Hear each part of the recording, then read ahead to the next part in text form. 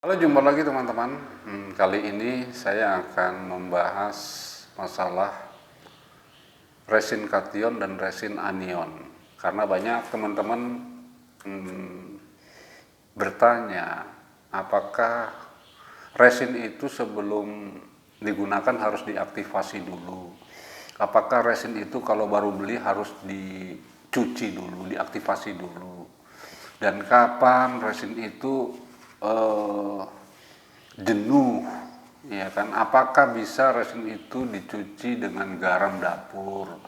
Apakah resin itu eh, bisa dicuci dengan selain HCl atau dengan NaCl dengan garam dapur? Nah, pertanyaan-pertanyaan itu menunjukkan bahwa ketidakpahaman kita masalah resin. Nah, sebetulnya resin ini saya ibaratkan adalah sebuah wadah.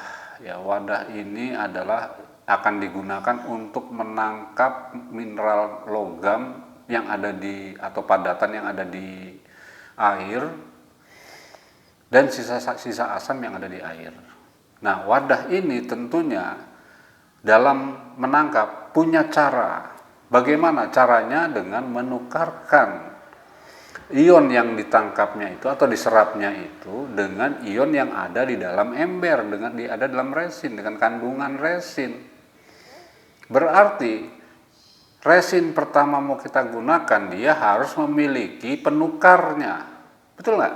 Nah, jadi begini, pertama kita beli resin, ya, maka resin itu nanti kita aktifasi. Artinya resin itu kita bekali dengan ion yang nanti akan ditukarkan dengan logam-logam yang ada di air. Nah, logam-logam yang ada di air yang mau kita serap, tukarannya itu nggak sembarang ion. Ion-ion yang sejenis dan lebih lemah dari ion logam yang mau diambil, begitu.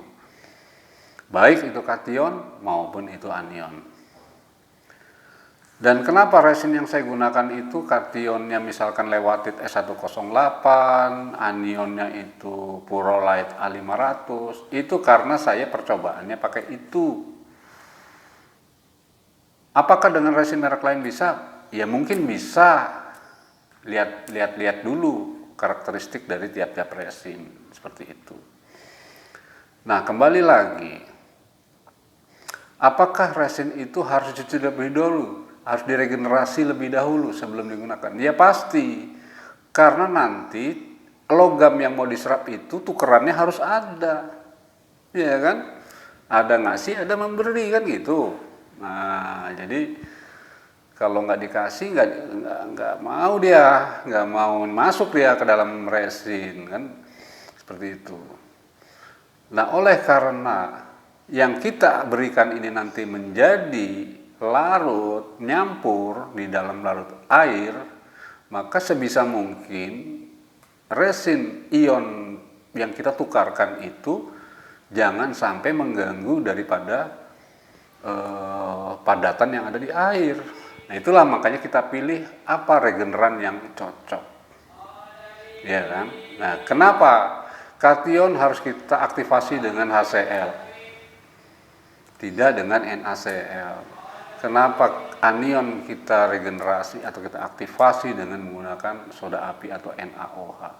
Yang kita butuhkan dari resin kation ini adalah ion H+ yang mau kita tampung sebagai penukar logam yang ada di air nanti, ya, yaitu HCl yang memenuhi syarat. Sebetulnya ada lagi yang memenuhi syarat asam sulfat H2SO4 seperti itu. Nah, nanti hitung-hitungannya ada konsentrasinya segala macam ya, tapi itu nggak perlu ya, yang penting tahu aja secara garis besar. Kemudian anion ini tugasnya mengasop sisa asam, nitrat ya, asam ya, gugus asam, nitrat, sulfat, fosfat dan sebagainya. Maka tukarannya pun harus ion negatif. Yang paling cocok adalah hidroksil OH-. Kenapa harus hidroksil? Karena ketika hidroksil ini larut di air, keluar dari resin, ketemulah dengan ion dari kation itu H+, menjadilah H+ ditambah OH- menjadi H2O. Tidak mengganggu TdS dari air, bahkan akan mengurangi TdS. Menambah kemurnian air, seperti itu. Nah, jadi resin ini dua macam, resin kation untuk menangkap ion-ion positif dan resin anion untuk menangkap ion-ion negatif. Dengan mengeluarkan, kalau digabungkan menjadi air. Ya. Coba kita umpamakan resin ini kita aktifasi kationnya dengan garam, dengan NaCl. Maka yang akan terserap di dalam resin itu nanti disimpan adalah ion positif Na. Natrium, bukan H, tapi Na. Ketika ada logam kapur masuk ke dalam resin, ditukar dengan Na. Setelah melewati anion, ketemu dengan hidroksil Na dengan OH, menjadi NaOH, yaitu soda api. Artinya air kita nanti mengandung soda api, seperti itu. Nah, itulah makanya harus digunakan HCl, ya. Jadi teman-teman yang berada di suatu tempat yang memang tidak atau sulit menggunakan mencari HCl, cobalah dengan asam sulfat. Asam sulfat pun susah, carilah air aki sur. Aki sur bisa digunakan sebagai regeneran atau aktivator daripada kation. Ya, nah itu harus hati-hati. Nah, caranya nanti ada dalam praktek setelah video ini. Nah, ada satu pertanyaan lagi.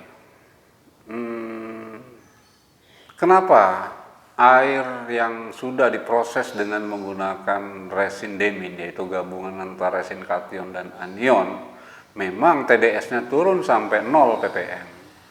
Tetapi kendalanya adalah kenapa kok pH-nya juga ikut turun, ya?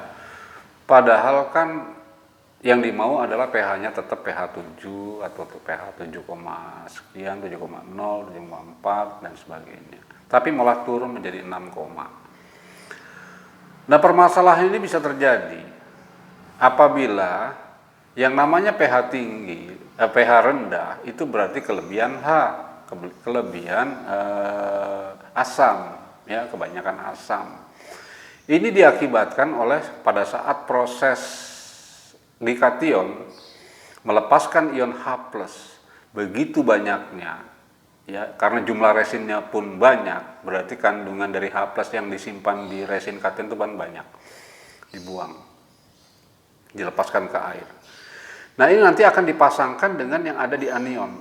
Anion melepaskan OH. Nah, apa yang dibuang ke dalam air dalam bentuk ion H-nya lebih banyak, tidak tertampung di dalam OH, ya, di dalam hidroksilnya, maka nanti akan kelebihanlah H-nya. Maka sesaat pH air itu akan turun. Tetapi ini tentunya tidak tidak turun-turun terus, tapi pada titik tertentu dia memang pH-nya akan turun. Itulah yang menyebabkan pH dari air itu turun, karena kelebihan dari jumlah H+, ion H+ yang dilepaskan oleh kation. Karena prosesnya adalah kation dulu lewat, ya, membuang H+, ya, kemudian misalkan membuang, ketemu dia tadinya misalkan Ag atau ketemu Pb, timbal PbCl2, ya, Pb-nya diserap oleh kation, ditukarkan dengan H menjadi HCl. Jadi ada HCl di situ. Nah, nanti HCl ini ketemu langsung nanti sama gugus hidroksil, dipertemukan lagi H-nya dengan OH menjadi H2O. Jadi Cl-nya nanti ketemu dengan misalkan apa nanti NaOH, ya kan, menjadi NaCl, menjadi garam. Itulah yang dibuang nanti, seperti itu, ya. Nah, jadi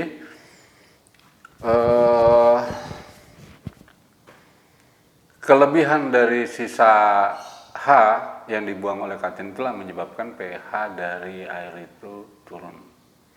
Ya, demikian. Nah, sekarang bagaimana solusinya untuk menaikkan pH? Maka biasanya para teman-teman yang pemain air ini menambahkan dengan bahan yang dinamakan dengan pH booster, ya, yang berisi bahan-bahan sejenis mineral, sejenis material, ya, yang dapat menyerap asam sehingga pH-nya menjadi naik dan menjadi stabil lagi. Maka dipakailah pH booster seperti itu. Itu solusi yang paling sederhana. Saya kira itu, ya. Demikian teman-teman, terima kasih. Mohon maaf kalau apabila ada kekeliruan, kesalahan dalam hal ini, kami juga mohon maaf. Terima kasih.